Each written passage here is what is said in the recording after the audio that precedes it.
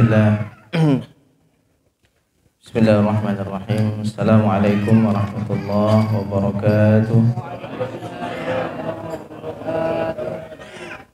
Alhamdulillahi rabbil alamin wa bihi nasta'inu ala umuri dunya waddin. Wassalatu wassalamu ala asyrafil anbiya'i wal mursalin sayyidina wa maulana Muhammadin sallallahu alaihi wasallam. Allahumma akhrijna min dhulumatil wahmi wa akrimna binuril fahmi waftah alaina bima'rifatil ilmi wa sahil akhlaqana bil hilmi. Rabbi shrah li sadri wa yassir li amri wa hlul 'uqdatam min lisani yafqahu qawli. Ila hadrati maulana Rasulillah sallallahu alaihi wasallam. Al-Fatihah. A'udzu billahi minasy syaithanir rajim. Bismillahirrahmanirrahim. Alhamdulillahi rabbil alamin. Ar-Rahmanir Rahim. Maliki yaumiddin. Iyyaka na'budu wa iyyaka nasta'in. Ihdinas siratal mustaqim. Siratal ladzina an'amta 'alaihim ghairil maghdubi 'alaihim waladdallin.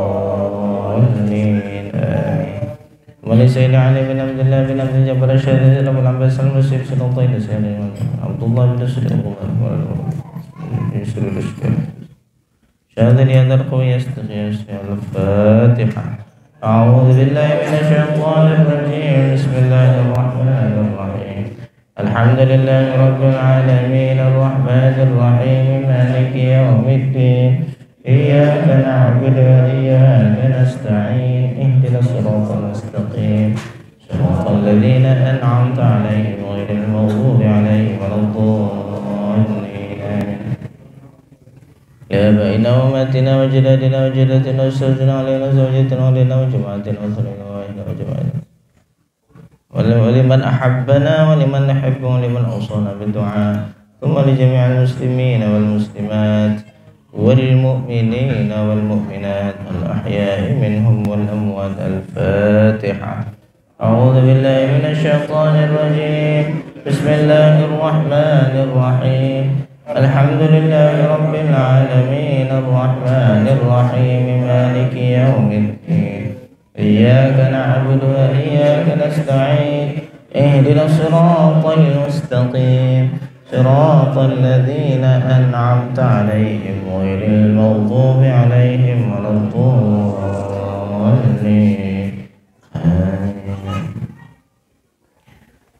Bismillah, alhamdulillah, wassalatu wassalamu ala rasulillah sayyidina wa maulana Muhammad ibn Abdillah wa ala alihi wa sahbihi wa walah wa man tabi'ahu ila yaumil qiyamah. Amma ba'du. Qala al-musannif rahimahullah ta'ala wa hada man nafa'ana bihi wa bi'ulumi fi dawri amin min kitab sahih al-imam al-muslim lil imam al-hafiz Abil Hujjah Abil Husaini Muslim ibn al-Hajjaj Muslim al-Qushairi an-Naisaburi rahimahullah ta'ala rahmatan wasi'ah bi isnadil al-muttasil an masyayikhina jazahumullah anna khairul jazaa.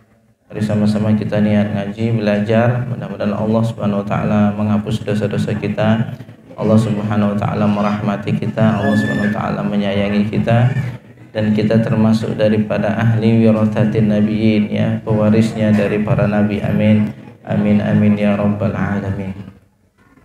Melanjutkan daripada kajian kitab Sahih Imam Muslim yang masih bercerita tentang haid, ya, yang di minggu yang lalu pembahasan tentang awal mula dari kitabul haid, ya. Malam hari ini kita membahas tentang babun ay hadza babun fi bayani jawazi ghuslil haidhi ra'sa zawjiha wa tarjilihi wa taharati su'riha wal ittika'i fi hijriha wa qira'atil qur'ani fihi. Bab menjelaskan tentang bolehnya orang yang haid membasuh kepala suaminya, ya. Bolehnya seorang yang haid, wanita haid, membasuh kepala suami. Jadi mandi bareng, dibasuh-basuh kepala suami. Wa tarjilihi, dan juga boleh saat ketika wanita haid, ya, wa tarjilihi, dan menyisir rambut suami. Nah, boleh. Kenapa kok begini dipermasalahkan? Karena kita tahu di sisi orang Yahudi, kalau wanita haid itu mereka sudah seperti dihukumi najis. sentuhan tangan tidak boleh, apalagi serumah tidak boleh. Kalau bini haid, dia masakannya tidak boleh dimakan. Bahkan yang lebih dahsyat di sisi orang Yahudi, mereka kalau sudah haid, wanita itu haid, mereka dibuatkan rumah di belakang kayak kandang begitu, ya, sampai dikatakan bahwa buang hajat pun di situ. Sehingga datang Islam memuliakan. Sehingga bab seperti ini dibahas, ya, untuk merubah satu peradaban, pola pikir yang salah terhadap wanita. Rasulullah SAW menjelaskan dan memahamkan kepada kita semua bahwa hukumnya boleh seorang wanita haid punya suami, lalu suaminya disisiri rambutnya. Rasul sering beliau minta sisir dengan Sayyidatuna Aisyah, ya. Habib pernah minta sisiri, minta belai gitu, Habib pernah. Ini mohon maaf Habib kena terus. Izin Habib ya. Pengantin baru. Kalau sekarang sekarang bekoco terus ya.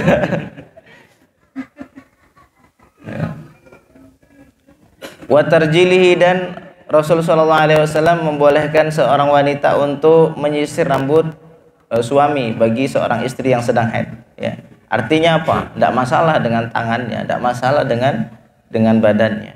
Wa taharati su'riha, dan sucinya su'riha. Su'riha ini bekas air minum yang diminum oleh istri. Jadi ketika seorang istri minum dari satu wadah, maka bekasnya itu kan masih ada air liur yang tersisa, boleh kita minum dari situ.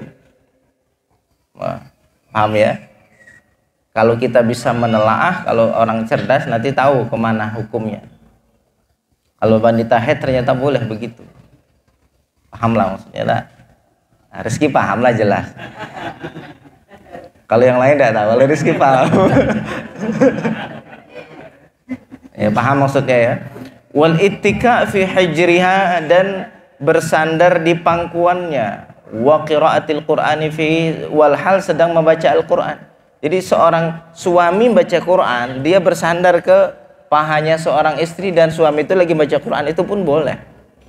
Artinya bersentuhan secara langsung dengan seorang wanita yang lagi haid, dalam kondisi itu dia sedang baca Al-Qur'an, itu boleh. Artinya saking mulianya setelah datang Islam, wanita itu dibuat sampai sederajat laki-laki perempuan itu sederajat sisi kemuliaan, bahkan bisa berpotensi wanita itu lebih mulia dari laki-laki dengan takwa. Jadi takwanya, ya, mulianya laki-laki bukan karena jenisnya, tapi karena takwanya. Tapi kalau laki-laki tidak bertakwa, artinya dia lebih rendah derajatnya dari siapapun. Nah, itu alhamdulillah ala ni'matil Islam, ya. Alhamdulillah atas nikmat Islam. Wa anhu biqal hadatsana Yahya bin Yahya qala qara'tu ala Malik an Ibnu Syihab an Urwa an Amrah an Aisyah qalat kana Nabi sallallahu alaihi wasallam idza atakafa yudni ilayya ra'sahu fa urajjilhu. Adalah Nabi sallallahu alaihi wasallam apabila beliau beriktikaf, beliau mendekatkan kepalanya di pangkuanku, lalu saya menyisiri rambutnya. Wa kana la yadkhulul baita illa li hajatil insan, dan beliau tidak masuk ke rumah kecuali karena ada hajat. Karena rumah beliau dengan Sayyidatuna Aisyah nempel dengan masjid.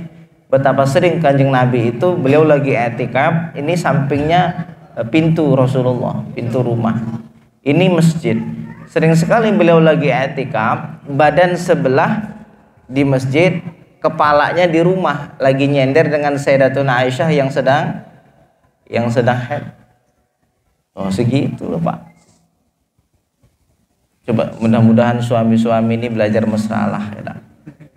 Biar mesra itu bukan suatu hal yang tabu. Betul lah? Coba suami istri di depan khalayak rame pegangan tangan, siapa yang berani? Jamaah kita lah, kita tantang. Besok pas lagi burdahan datang bareng pegangan tangan, berani enggak? Hah? Setelah diomongin berani ini. Kemarin udah pernah saya lihat sejarah itu, ada lihat coba. Ya, ada enggak? Enggak ada kan? Rasulullah begitu, artinya saat ketika beliau sallallahu alaihi wasallam baring di pangkuan Sayyidatuna Aisyah, dan kepalanya Rasulullah disisir dengan Sayyidatuna Aisyah. Artinya sahabat melihat itu. Artinya sembari mengajarkan kepada sahabat tentang makna seperti ini. Ya. Ya, artinya apa? Orang yang lagi i'tikaf sebagian badannya keluar dari masjid tidak membatalkan. Kalau sebagian, seluruh badan keluar baru batal. Karena orang i'tikaf itu kan syaratnya harus di masjid ya. Kapan dia akan batal? Saat ketika keluar secara utuh tubuhnya. Kalau sebagian berarti tidak batal. Nah, ini bab fikih, kita dapat ilmu di sini ya.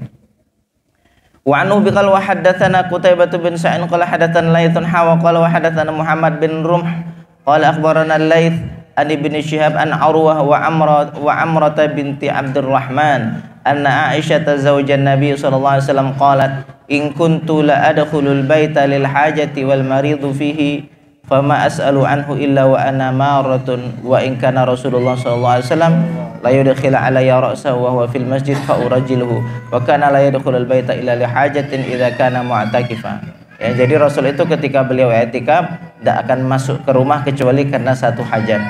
Ya, rambut Rasul sallallahu alaihi wasallam itu panjang, terkadang sampai di kuping, kadang sampai bawah kuping, kadang sampai di bahu. Kalau ulama itu menyimpulkan dengan dengan 3 huruf walajun. Walaj itu wafrah, lam itu jummah, walaj lumah jummah, wala waw lam jim. Wawnya wafrah, lamnya lumah, jimnya jummah. Kalau wafrah itu rambutnya di kuping, di atas kuping ini ke atas. Lumah itu di bawah kuping, jummah itu di bahu atas. Nah, itu. Jadi Rasulullah SAW rambutnya panjang. Terkadang beliau meminta tolong dengan Sayyidatuna Aisyah istrinya untuk menyisir rambutnya ya. Dan ini bagian daripada husnul asyrah. Bagaimana seorang suami istri membangun hubungan baik dengan cara saling memberi dan saling berkhidmah satu sama lain. Tumbuh rasa cinta dalam keluarga. Tapi kalau sudah keluarga kehilangan makna, ini biasanya kehilangan makna cinta. Ya dia serumah lah tapi tidak ada lagi rasa cinta. Sebab karena tidak ada pernah khidmah begini. Tidak pernah nyuapi, tidak pernah ngajak jalan, pasti ya cuman jalani hidup rumah tangga segitu saja lah. Nggak ngalir-ngalir gitu ya. Bertahan pun karena anak. Karena tidak enak kakek dibilang begini-begini, dah bertahan. Nah, sekarang lain lagi.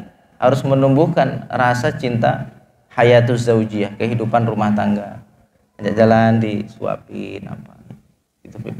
Jalan pegangan tangan. Tolong disisirin rambut. Wah, senang enak. Nah, Rasulullah itu ternyata sebegitunya. Mandi bareng, lagi junub lo mandi bareng. Ya, artinya apa? Mandi yang betul-betul sedang fokus dalam ibadah untuk menyucikan diri, itu pun beliau sallallahu alaihi wasallam mandi bareng, menyempatkan untuk ke situ. Ya.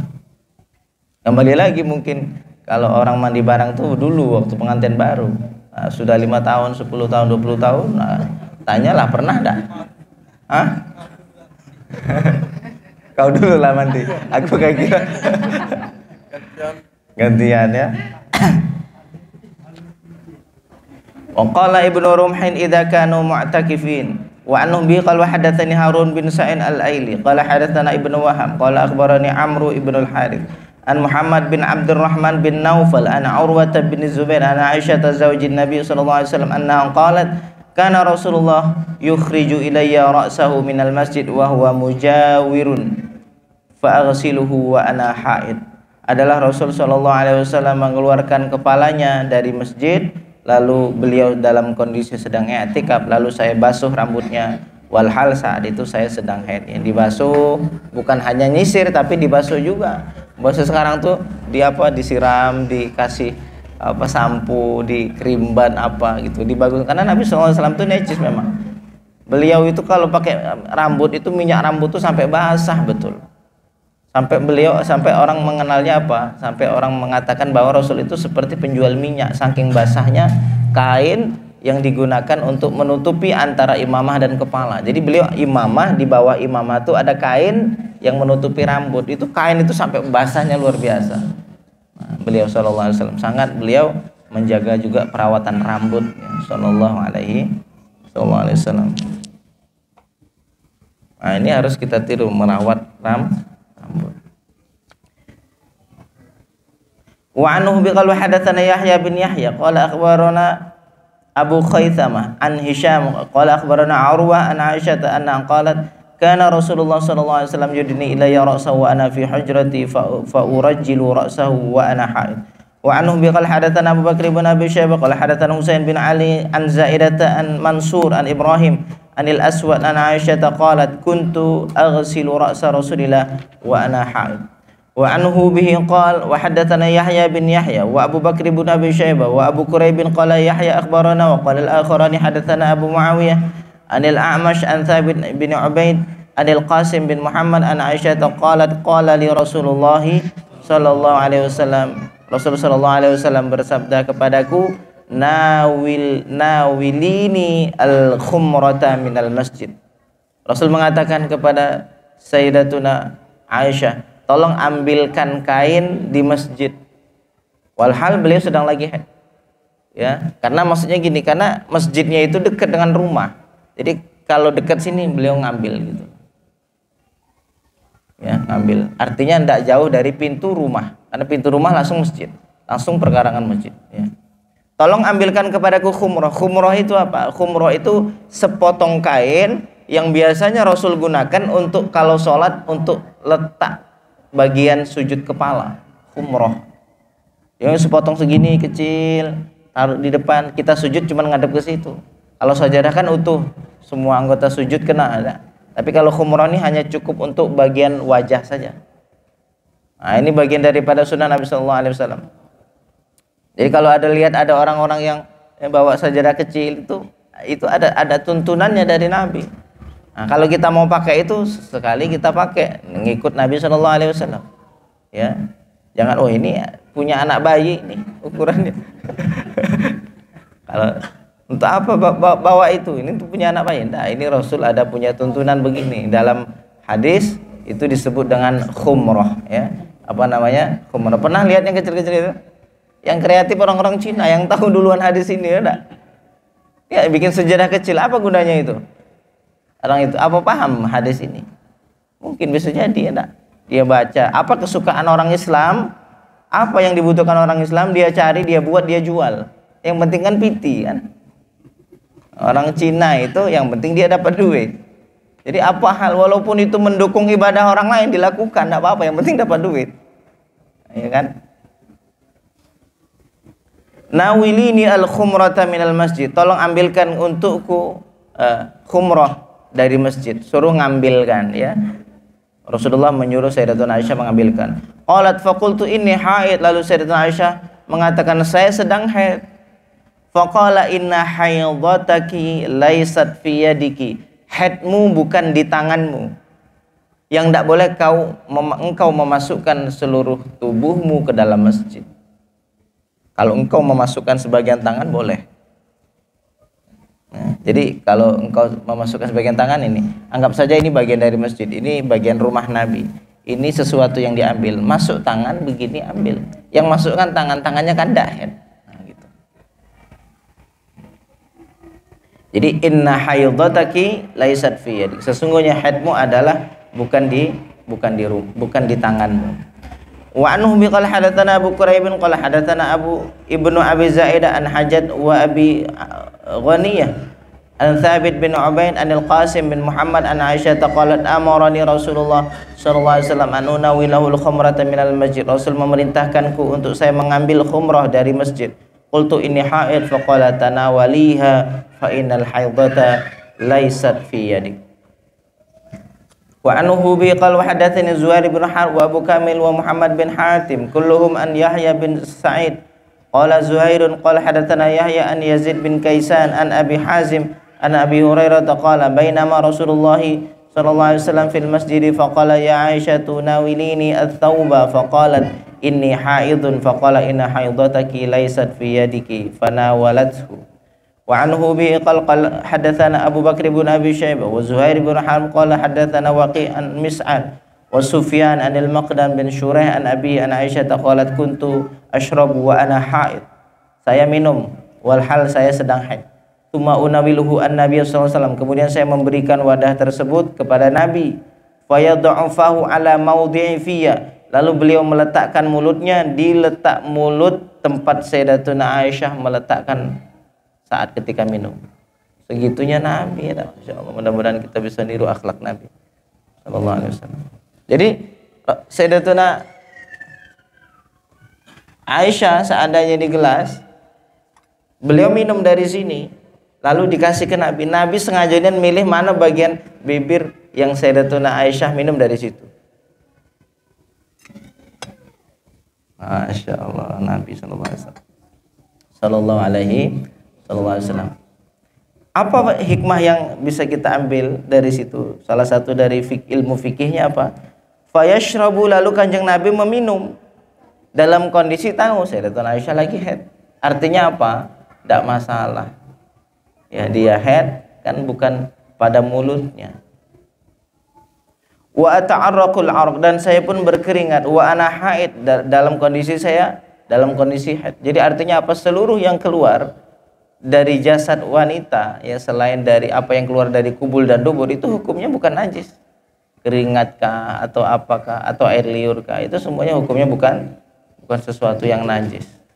Jadi wanita yang haid bukanlah yang najis, ya.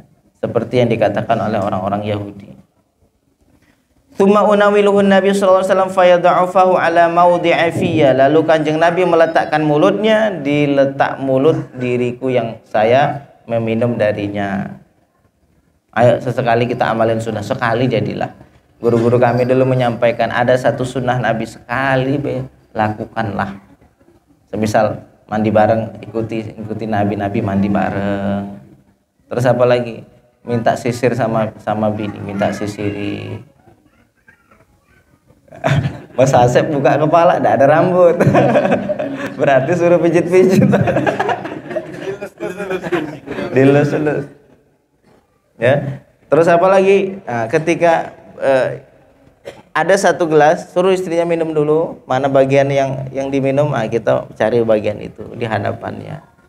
Begitu. Ternyata begitu kunci keluarga harmonis itu cuman begitu. Ya. Kunci apa? Keluarga harmonis itu mengikuti bagaimana cara Nabi Shallallahu Alaihi Wasallam. Walam yadhkur Zuhairun fayashrab. Kenapa? Karena syaitan itu, Pak. Syaitan itu hal yang paling mengesankan bagi syaitan nih. Kenapa kita butuh niru sunnah ini yang kita baca malam ini? Karena syaitan itu, prestasi terbesar syaitan adalah bagaimana seseorang yang menikah berpisah. Dia kalau bikin orang tidak sholat, dia biasa. Kalau bikin orang tidak ngaji, biasa. Tapi kalau sudah bikin orang terpisah, karena orang tidak ngaji sekarang, besok bisa ngaji. Sekarang tidak sholat, dia besok bisa sholat. Tapi kalau sekarang dia sudah punya pernikahan, lalu syaitan berhasil memisahkan pintu tali perpisahan ini, dia akan datang ke kerajaan syaitan dan mengatakan, saya sudah bisa memisahkan keluarga itu. Maka dia dapat sambutan yang luar biasa dari seluruh penduduk yang ada di arash. Wakana arsyu alal ma', arasnya di atas air. Arasnya jin syaitan itu. Jadi kerajaan syaitan di atas air, dia bangga. Oh, kamu hebat, kamu sudah bisa bikin dia pisah. Kenapa? Karena dampak perceraian itu luar biasa. Kalau sudah punya anak-anak ini jelas gangguan psikolognya terganggu. Ya, ini yang jelas. Yang kedua, seseorang yang sudah menikah ketika sudah terpisah, yang dulunya ibadahnya 40 kali lebih banyak daripada ibadahnya orang yang belum menikah, sekarang kesempatan itu sudah hilang. Jadi dia jadi orang normal lagi, jadi satu lagi, kalau sujud sekali ya sekali. Kalau sudah nikah kan 40 kali. Nah, dia senang banyak potensi ibadah yang telah dihilangkannya dari pernikahan itu. Apalagi dia kerja untuk menafkahi, pahalanya Masya Allah luar biasa. Memberikan nafkah kepada anak, kepada istri. Setelah dia bercerai, nafkah kepada istri tidak ada lagi.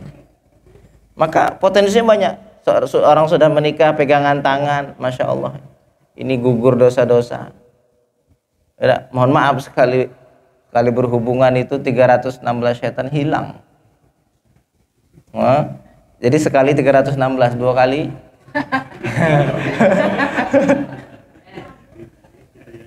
4 kali suaminya yang hilang, ya.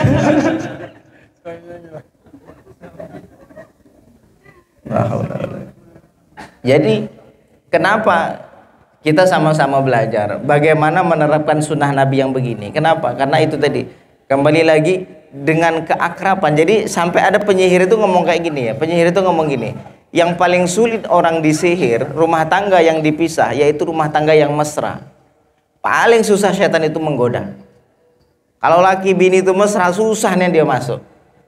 Tapi kalau sudah tidak mesra, mudah itu dia. Bikin suami ini dikacaukan pikirannya. Salah satunya apa? Dibikin bahwa yang dia punya istrinya itu tidak lagi elok, yang ditengok elok pandangannya adalah orang lain. Ini bagian dari tipu daya syaitan. Terus ya itu tadi, menghilangkan bagaimana rasa kemesraan, hilang rasa, mulai hilang. Disitulah saat ketika rumah tangga mulai retak, ketika dia sudah berpisah, maka itulah prestasi terbesar bagi syaitan. Banyak mudaratnya, banyak. Sampai dikatakan begini, nikah itu ibaratkan kapal. Ya, orang yang sedang berada di kapal.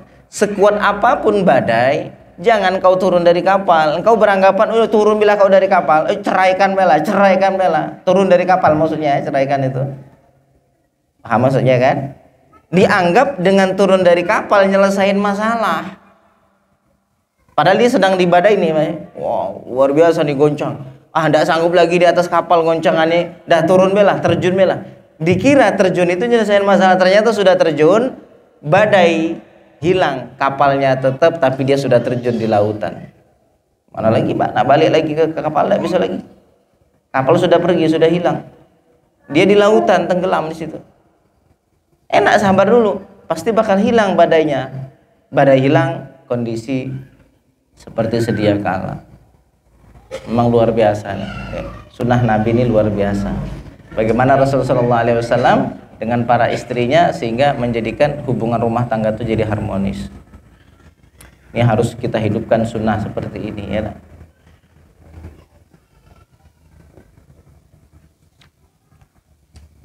Wa anhu biqal hadatsana Yahya bin Yahya qala akhbarana Dawud ibn Abdurrahman al-Makki an Mansur an ummihi an Aisyah anna qalat kana Rasulullah sallallahu alaihi wasallam yattaqi'u fi hajri wa ana haidun fayaqra'ul Qur'an. Adalah Rasulullah sallallahu alaihi wasallam, beliau bersandar di pangkuanku dan saya dalam kondisi haid, lalu beliau membaca Al-Qur'an. Nah, ini tadi dalilnya ya. Membaca Al-Qur'an sedangkan beliau sedang bersandar dengan Sayyidatuna Aisyah yang lagi haid. Ya. Hukumnya boleh.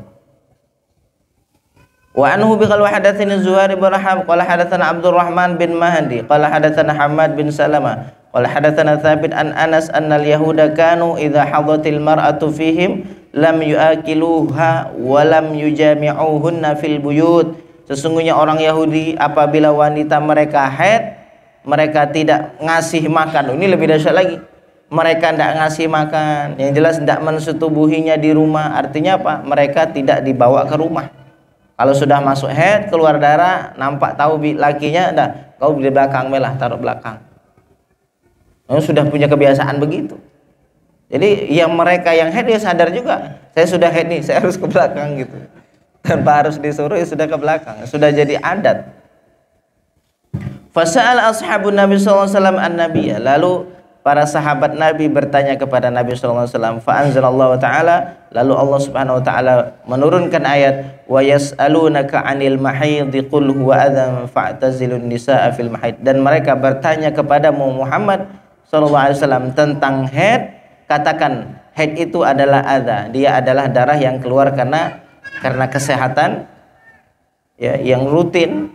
Fa'tazilu an-nisaa fil mahid, maka jauhi istri, jangan engkau setubuhi fil mahid, saat ketika dalam kondisi haid.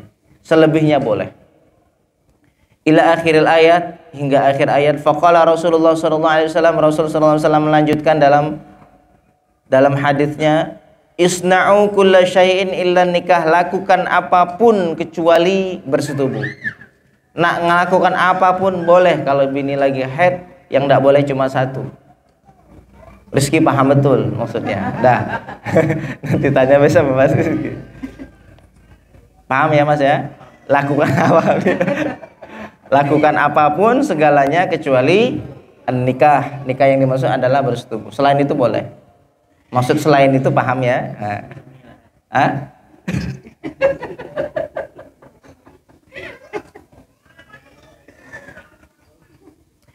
Fabalagha dzalikal yahud, lalu berita itu sampai ke telinga orang Yahudi. Karena Nabi SAW itu tinggal berdekatan dengan Yahudi Bani Quraisyah, ya, di Madinah itu.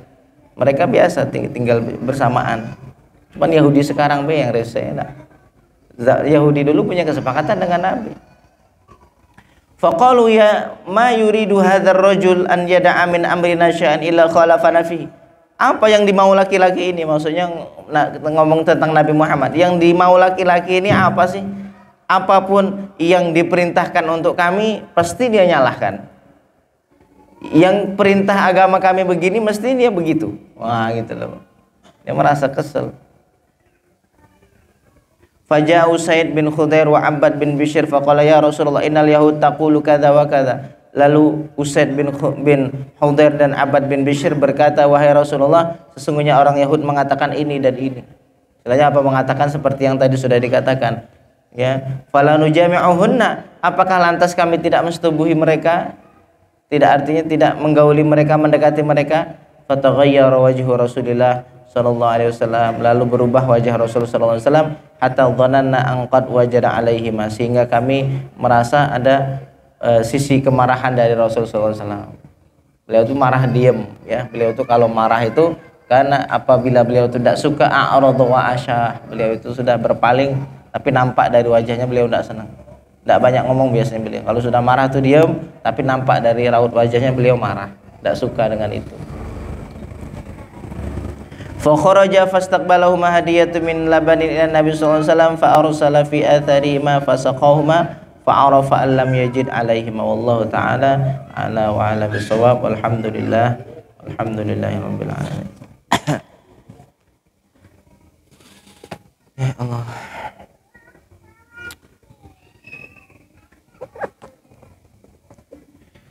Bismillah, alhamdulillah, wassalatu wassalamu ala rasulillah sayyidina wa maulana Muhammad ibni Abdillah wa ala alihi wa sahbihi wa man walah wa man tabi'ahu ila yauminal qaw, amma ba'dahu. Qala al-musannif rahimahullah ta'ala wa hada man nafa'na bihi wa bi'ulumi fid daraini amin, min kitab khasa'isil ummatil muhammadiyah di Abu Sayyid Muhammad Alawi al-Maliki rahimahullah ta'ala rahmatan wasi'ah, amin amin ya rabbal alamin. Qala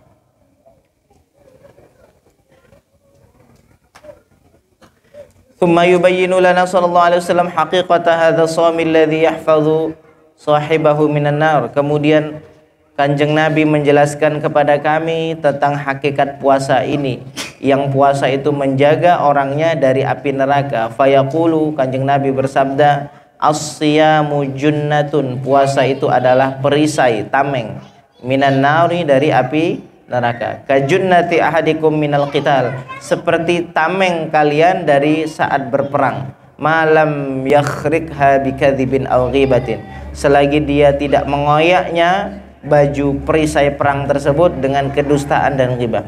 Jadi hal dosa yang bisa menghancurkan pahala puasa, ghibah dan dusta, ya, berghibah dan berdusta.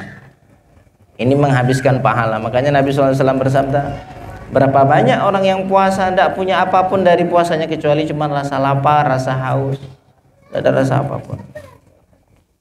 Wa ka'annahu yaqulu, seolah-olah Kanjeng Nabi mengatakan, innal murada bisyami huna, sesungguhnya yang dimaksud dengan puasa di sini siyamu man salima siyamahu minal ma'asi qaulan au fi'lan, yaitu puasa yang menyelamatkan puasanya dari maksiat ucapan dan maksiat perbuatan. Walidzalika hatha shaim an yaltazima maslikal fadilah, dan karena itulah orang yang berpuasa dianjurkan untuk berpegang pada jalan-jalan keutamaan. Wa yabta'idu an dawa'ir radhilah, dan menjauh daripada hal-hal yang merusak. Hatta yatahaqqaqa bisyam alladhi huwa junnatun, sehingga puasa itu betul-betul menjadi perisai. Jadi kalau nak betul puasanya perisai itu saat ketika bukan cuman perut saja yang puasa, tapi seluruhnya, mata, mulut, telinga, kemaluan.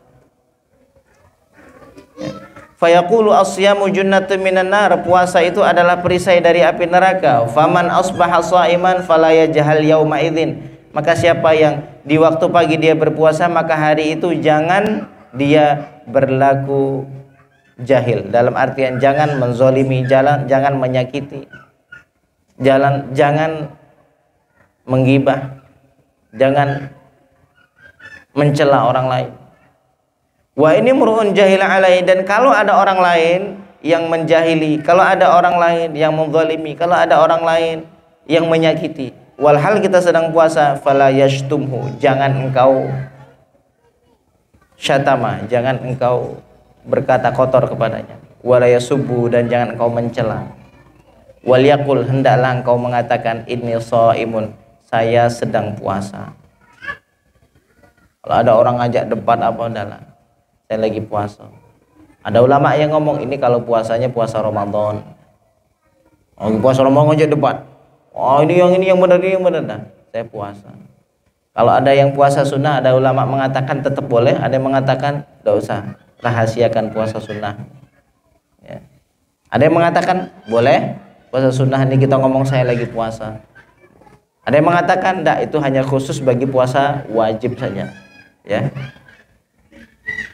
Waqtasallahu as-shaima aidan, dan Allah mengkhususkan puasa juga bi an ja'ala taghayyura fami atyaba min rihil miski, bahwa Allah menjadikan perubahan bau mulut itu lebih wangi dari minyak misik.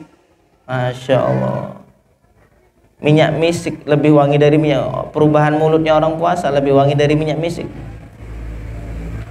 Besok coba ada yang puasa dites. Betul.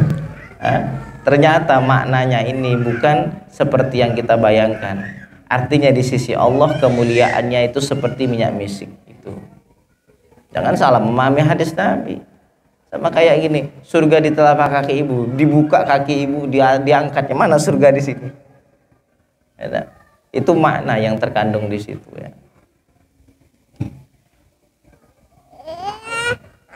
Faqala wala khalufu famis shaim, dan sungguh bau mulut orang yang berpuasa, ya, sungguh bau mulut orang yang berpuasa, atyabu indallah, itu lebih wangi di sisi Allah min rihil miski, dari minyak misik.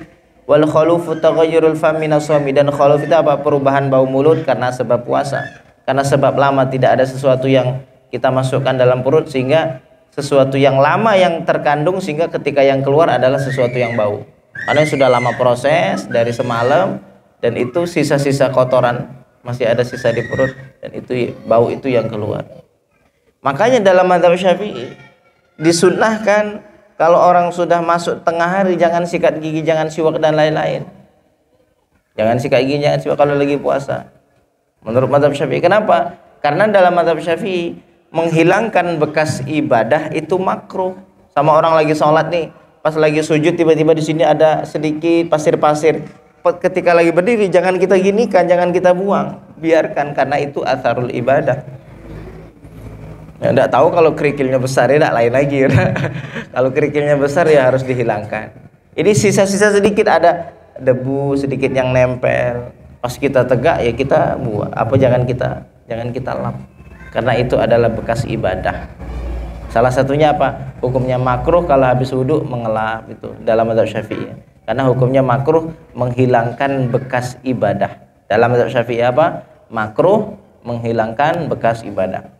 Dalam mazhab Hanafi, karena Imam Hanafi ini kan beliau punya madrasah ya di Irak, itu madrasah apa? Madrasatu ahli ra'i. Madrasah yang beliau kuat dalam logika, kuat dalam sisi pandangan. Kalau Imam Malik lebih kuat dalam hadis, ketemu hadis itu yang dipakai. Tapi Imam Hanafi karena jauh, tidak sebanyak ketika di Mekah, di Madinah, maka Imam Abu Hanifah banyak menggunakan logika dalam memutuskan satu hukum, tapi menggunakan hadis, menggunakan dalil-dalil yang lain. Menurut Imam Abu Hanifah, orang kalau lagi puasa nak sikat gigi siang, malam, sore boleh, tengah hari boleh, jam 5 sore boleh sikat gigi. Loh, nanti kalau misalnya hilang baunya, loh, yang dimaksud hadis itu bukan bau mulut apa yang keluar, karena sejatinya bau mulut itu tidak akan berubah dengan siwak. Orang lagi puasa nak bersiwak tidak akan hilang bau mulutnya, Kenapa? Karena bau mulut itu sumbernya bukan di sini, tapi sumbernya dari perut. Sehingga kalau cuman ini yang dibasuh, yang dicuci, tidak akan mempengaruhi bau mulut yang di dalam. Kata Imam Hanafi, menggunakan logika. Saya itu pernah mendengar, saya sering ngomong, ini pendapat yang wajih, termasuk pendapat yang kokoh dalam masalah ini, Imam Abu Hanifah. Istilahnya walaupun mazhab Syafi'i mengatakan makruh, tapi dalam pendapat Abu Hanifah ini termasuk kuat dalam sudut pandangnya, ya kan? Karena orang ketika dia sudah masuk di tengah hari, mulutnya akan tetap bau walaupun sudah sikat gigi. Ya, kenapa? Karena sumber baunya itu dari mulut, dari perutnya, bukan dari mulutnya. Ya. Jam berapa ini, Mas? Nah, 10. Sudah ya? Lanjut.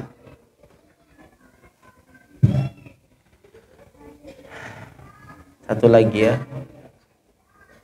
Waqtasallahu as-sha'im bi an ja'ala lahu min fi siyami farhataini. Allah mengkhususkan bagi orang yang puasa dengan bahwa menjadikan puasanya dua kebahagiaan. Wa idza aftara fariha, apabila berbuka dia bahagia. Wa idza laqiyallah fariha, apabila nanti berjumpa dengan Allah dia bahagia. Jadi dua, pas buka sama pas nanti ketemu sama Tuhan. Fafarhuhu bi fitri, maka adapun kebahagiaannya saat ketika berbuka. Ta'birun sadiqun an syukrihi tam li rabbih alladzi waffaqahu li itmami shaumi dzalikal yaum. Kebahagiaannya adalah karena bentuk dari rasa syukur yang sempurna kepada Allah, karena Allah telah memberikan taufik, telah menyempurnakan puasa sampai di waktu sore. Syukur, alhamdulillah ya Allah sampai sore puasanya. Betapa sering kita terasa gitu, siang nih berat nih lagi puasa nih berat, yang perasaan pingin batal. Apalagi kalau puasa-puasa sunnah. Kok sampai sore tengok bahagianya kayak mana? Ini perjuangan siang yang berat nih lagi puasa. Sorenya tuh masih senangnya minta ampun pas buka itu. Beda dengan orang yang ketika dari mulai sahur ya di tempat yang dingin, tidak pernah merasakan dahaga yang luar biasa, tidak pernah lapar, mesti bukanya biasa-biasa baik, kurang rasa syukurnya. Ya, ini yang pertama. Jadi karena merasa syukur kepada Allah ketika diberikan taufik untuk menyempurnakan puasa, itu senangnya itu di situ ya. Kita selama ini berpikir senangnya pas minum es dogernya, senangnya pas minum sirup marjan. Di sini maksudnya senangnya karena merasa syukur Allah sampaikan ibadah di hari itu. Wa makana biwasitati tamami sihhati wa quwwati, dan Allah memberikan kemampuan dengan perantara sempurna kesehatan dan kekuatannya. Allah masih sehatkan, Allah masih kuatkan untuk bisa puasa. Itu senangnya di situ. Ya, senangnya di situ. Fa adda ibadata yaumihi kamilatan ghairu naqis, lalu dia menunaikan ibadah pada hari itu dengan ibadah yang sempurna, tidak kurang. Karena orang yang puasa itu walaupun tidak ibadah dia tetap dikatakan puasa. Tapi kalau ada orang yang di waktu sholat, dia ibadahnya hanya sholatnya saja. Di luar waktu sholat dia tidak sedang ibadah. Beda sama puasa. Walaupun dia lagi tidur, selagi dia dalam kondisi puasa, dia tetap dihitung sebagai ahli ibadah. Nah, itu bedanya. Fahuwa fi farhihi hadza fi ibadatin li'anna syukra ibadatun wa dzikrun. Maka kebahagiaannya adalah dalam satu ibadah kesyukuran, karena syukur itu adalah ibadah dan zikir. Wa farhahu bi liqa'illahi itmi'nanun bi wa'dillah wa yaqinin wa bi yaqinin jazibin bi qabulil amali bi musyahadati 'azimi thawab alaihi. Dan kebahagiaannya apa lagi? Dia begitu tenang dengan jaminan Allah, dengan janji Allah, keyakinan yang sempurna bahwa Allah akan menerima amal dengan menyaksikan agungnya pahala yang akan Allah berikan. Senang juga lihat bahwa Allah siapkan ganjaran yang luar biasa kepadanya. Ya, itu bahagia. Yaqulu sallallahu alaihi wasallam an dzalik, Kanjeng Nabi sallallahu alaihi wasallam bersabda, wa inna lis-shaim farhataini, orang yang berpuasa punya dua kebahagiaan. Idza aftara fariha, apabila sedang berbuka dia bahagia. Wa idza laqiyallah fariha, apabila nanti ketemu dengan Allah dia pun akan berbahagia ya. Wallahu taala a'la wa a'lam bis-shawab. A'udzu billahi minasyaitonir rajim. Bismillahirrahmanirrahim. Alhamdulillahirabbil alamin. Allahumma shalli ala sayidina Muhammad wa ala ali sayidina Muhammad. Allahumma iftah alaina رحمتك وانشر علينا من خزائن رحمتك. اللهم أعنا على ذكرك وشكرك وحسن عبادتك. اللهم اجعلنا من الذاكرين، اجعلنا من الشاكرين، اجعلنا من عبادك الصالحين، واجعلنا من أهل ورثة النبيين. ربنا هب لنا من أزواجنا وذرياتنا قرة أعين واجعلنا للمتقين إماما. ربنا آتنا في الدنيا حسنة وفي الآخرة حسنة وقنا عذاب النار. وصل اللهم وسلم وبارك على سيدنا محمد والحمد لله رب العالمين. تقبل الله منكم منا ومنكم تقبل يا كريم.